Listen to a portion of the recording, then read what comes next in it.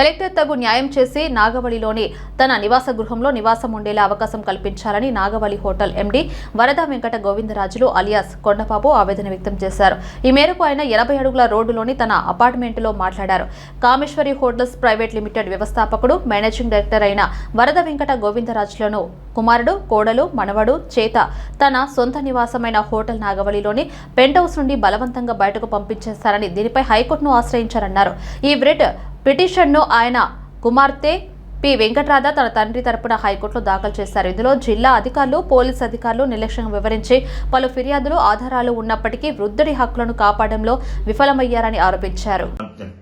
అక్కడి నుండి అంటే నాగవల్లి 3rd ఫ్లోర్ పెంట్ హౌస్ నా గృహం నుండి బయటకు వచ్చి 80 ఫీట్ రోడ్లో ఒక అపార్ట్మెంట్ అద్దెకి తీసుకొని తలదాచుకుంటున్నాను.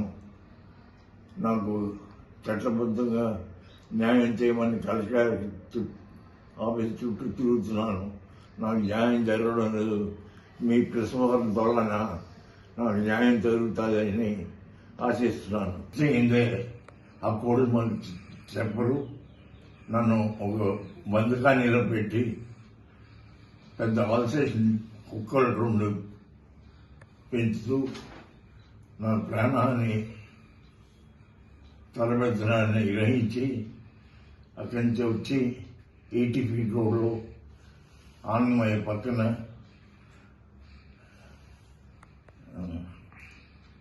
ఈ సంపత్ విహార్ అనే బిల్డింగ్లో ఒక ఫ్లాట్ అద్దెకి తీసుకొని తలదాచుకొని కాలం గడుపుతున్నాను.